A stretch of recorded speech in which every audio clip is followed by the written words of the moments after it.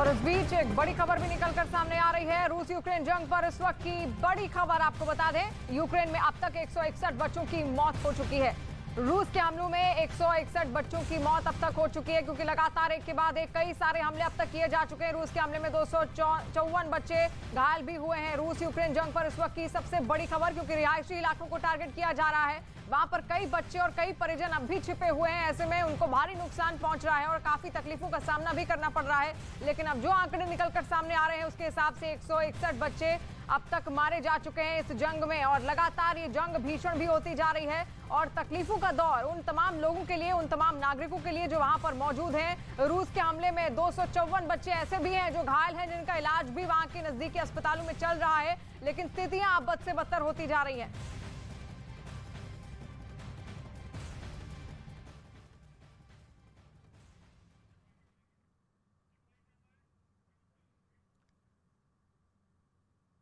और कीव के आसपास के इलाके को खाली कर लौटी रूस की सेना पर यूक्रेन ने बड़ा आरोप लगाया है, जहां पर यूक्रेन का आरोप है कि कीव के आसपास अभी तक 410 से ज्यादा शव बरामद किए हैं। और इस वक्त सीधे चलते हैं अरुण के पास यूक्रेन, वहां से वो क्या अपडेट हम तक पहुंचा रहे हैं वो जानते हैं। रेडी। बर्बादियों के निशान अभी भी दिखाई दे रहे हैं। कुछ शहरों से रूस की सेनाएं वापस भी जा रही हैं, जिसमें कीव भी है, लवीव भी है, लेकिन इन सेनाओं के जाने के बाद तबाही के निशान साफ नजर आ रहे हैं। हर हिस्से में इस तरह की कई जगहें हैं जहां पर रूस ने हमला किया था।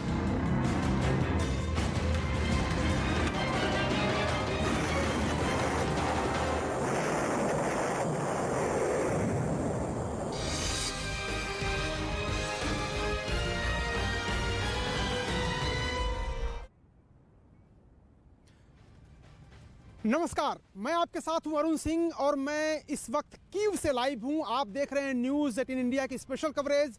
बड़ी बात यह है कि कीव और उसके आसपास के इलाकों से रूस की सेना पीछे की तरफ जा रही है।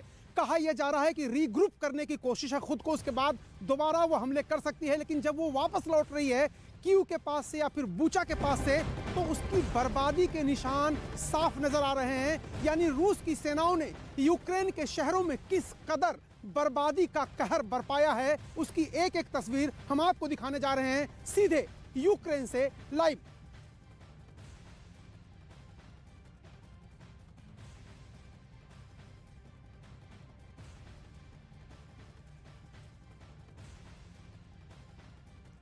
तो यूक्रेन के कई शहरों में रूस की सेना बमबारी कर रही थी, मिसाइल अटैक कर रही थी। कल ही उसने ओदेसा पर, वहां पर ऑयल डिपो पर हमला किया। उसके पहले खार्किव में, कीव के आसपास बूचा में, इरपिन में, खासतौर से मरियापुल में रूस की सेनाओं ने मरियापुल में जबरदस्त तबाही मचाई है। वहां पर घरों तक को नहीं छोड़ा गया है। और अब तो यूक्रेन की तरफ से ये स्पष्ट रूप से आरोप लगाए जा रहे हैं कि रूस की सेना ने युद्ध अपराध किया। युद्ध अपराध मतलब अंतर्राष्ट्रीय कानूनों, जेनेवा कन्वेंशन का उल्लंघन करते हुए आम नागरिकों और बच्चों की हत्या की है। तो क्या तस्वीरें हैं यूक्रेन की, सीधे मैं कीव से लाइव हूं, आपको दिखाते हैं किस तरह से रूस की सेना ने यूक्रेन में कहर बरपाया है।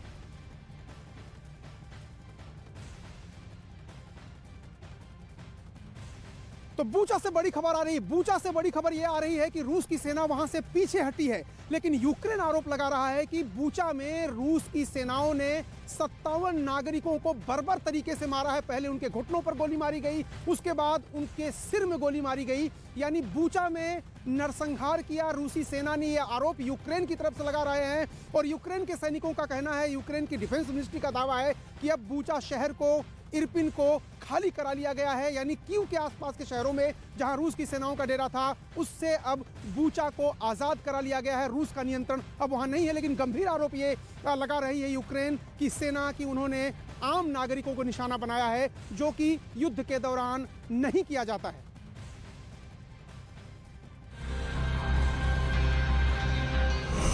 क्या रूस की सेना ने यूक्रेन के बुचा इलाके में नरसंहार किया?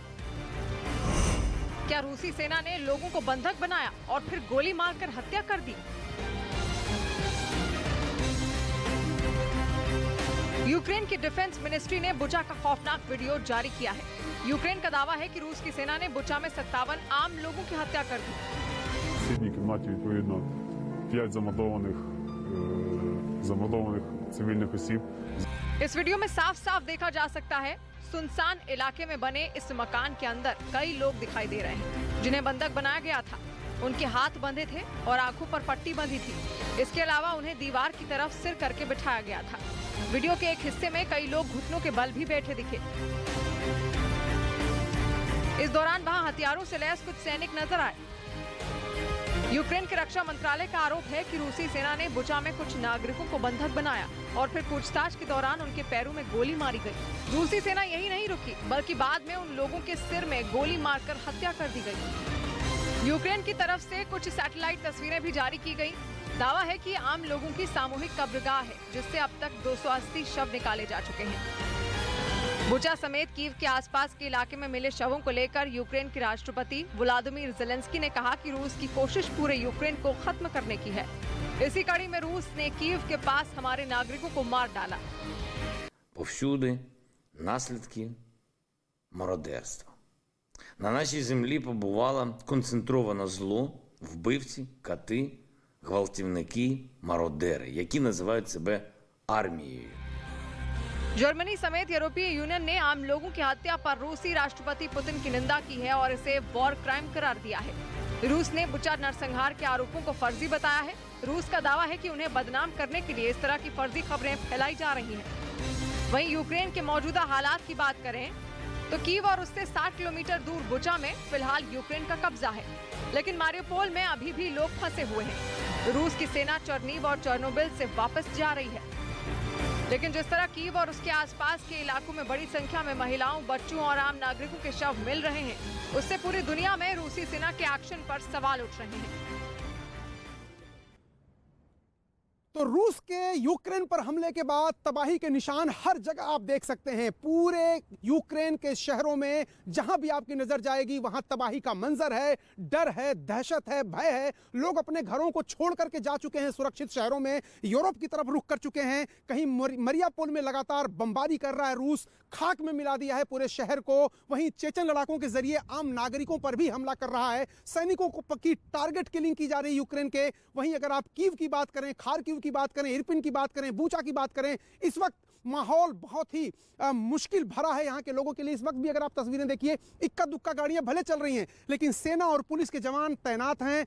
किसी को भी बिना कागजात दिखाए जाने नहीं दिया जा रहा है। और इसी तरह के मोर्चे पूरे शहर में लगाए गए हैं। आप किसी शहर में चले जाइए, मोर्चेबंदी ऐसी है कि यहाँ पर कोई अंदर शहर के नहीं आ सकते। यहाँ पर बड़े बड़े बोल्डर सीमेंट के हैं, रेत की बोरियां हैं, बड़े बड़े जो लोहे हैं उनको काट करके रास्ते को रोका गया है। वहाँ उनको वेल्डिंग उनकी की गई है। तो कुल मिलाकर के कोशिश ये है यूक्रेन की कि जो डैमेज हो चुका उसके बाद और डैमेज ना हो। लेकिन रूस ने जो कहर बरपाया है, रूस ने जो बर्बादी की है, रूस ने जो भय फैलाया है यूक्रेन में, उसकी तमाम तस्वीरें इस वक्त अगर आप देख पाएंगे थोड़ी देर बाद न्यूज़ 18 इंडिया पर 5 तस्वीरें हम आपको दिखाएंगे और उन 5 तस्वीरों में रूस ने जो बर्बादी की है उसके निशान आपको साफ नजर आ रहे हैं।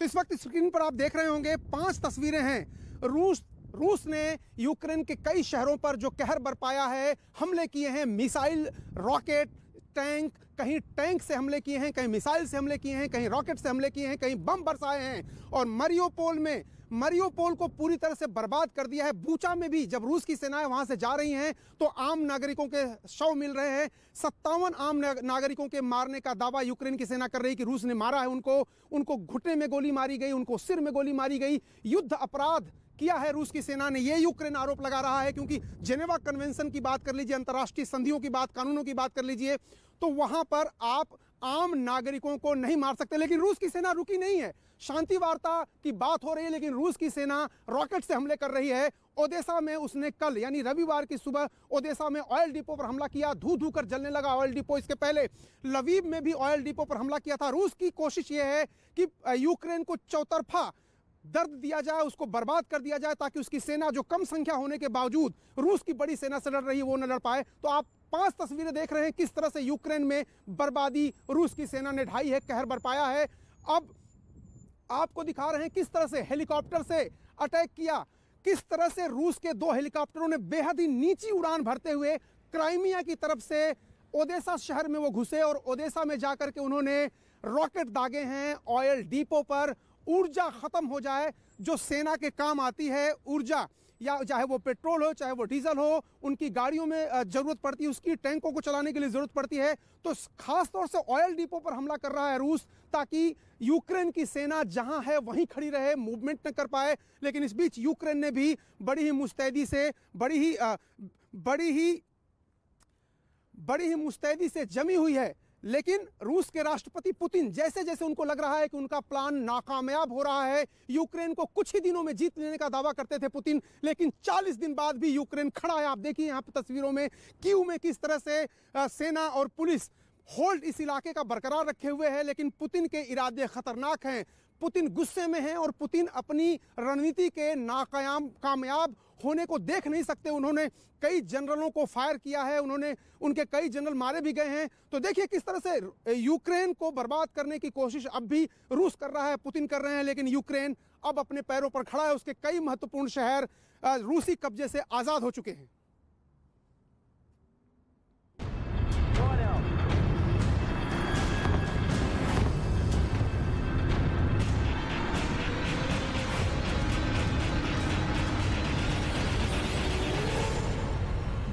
अटैक तेल डिपो पर हुआ और निशाना साधा गया सीधे यूक्रेन की एयरफोर्स पर। मिसाइल हमलों ने यूक्रेन के फाइटर जेट्स को पंगु बना दिया। महाजंग में जो यूक्रेनी फाइटर जेट्स कल तक रूसी सेना पर कहर बनकर टूट रहे थे, अब उन्हीं फाइटर जेट्स को पंगु बनाने के लिए रूस ने यूक्रेन पर तगड़ा वार कर दिया है। ऐसा वार जिसके बाद यूक्रेन के लड़ाकू विमान अगले कुछ दिनों तक जमीन नहीं छोड़ पाएंगे।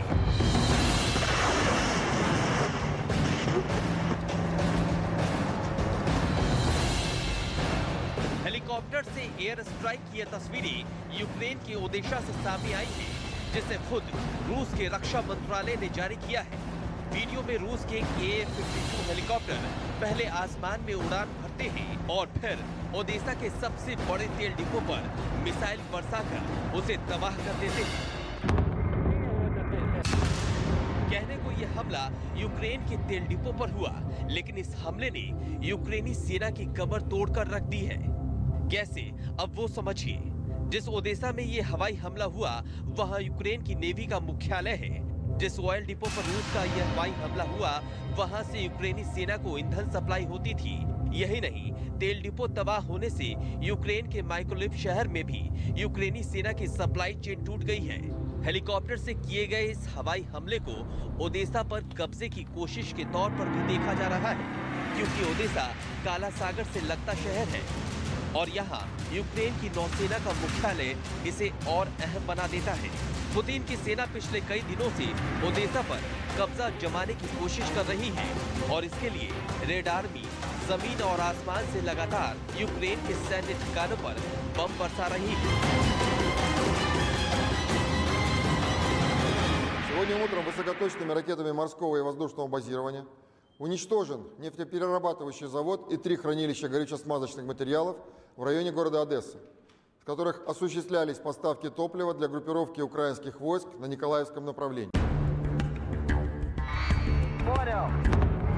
ओदेशा के मिशन पर निकले रूस के 2 Ka-52 हेलीकॉप्टर्स ने एक के बाद एक कई मिसाइलों से इस ऑयल डिपो पर अटैक किए। अटैक होते ही ऑयल डिपो तेज धमाके के साथ आग के बवंडरों में घिर गया और इसके बाद ऑयल डिपो में लगातार धमाके होते रहे। आग इतनी भयानक थी कि उसकी लपटें कई किलोमीटर दूर से भी आसमान में उड़ती दिखाई दे रही थी। यही नहीं, उससे निकलने वाला काला धुआं आसमान के इलाके में फैल गया। देखने से ऐसा लगा जैसे धुएं की वजह से पूरा आसमान ही काला पड़ गया हो। Я спокойно не думал вывозить семью, как бы слышны были выстрелы, ПВО, как бы, такого никогда еще не было.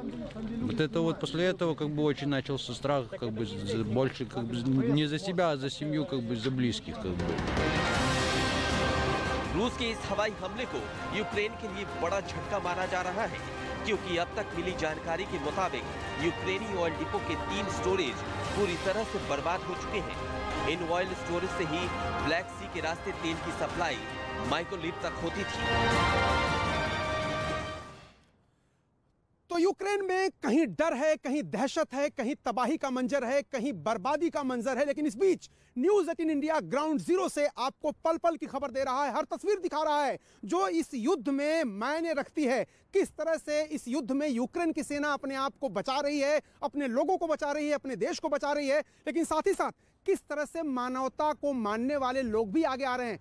कैसे जो लोग अपने घर बार को छोड़ करके अपने ही घर में बेघर हो गए, खाना बदोश हो गए, उनके लिए इंतजाम कर रहे हैं, उनके खाने का इंतजाम कर रहे हैं, उनके रुकने का इंतजाम कर रहे हैं, उनके लिए पानी का इंतजाम कर रहे हैं, दवाइयों का इंतजाम कर रहे हैं, सब्जियों का इंतजाम कर रहे हैं।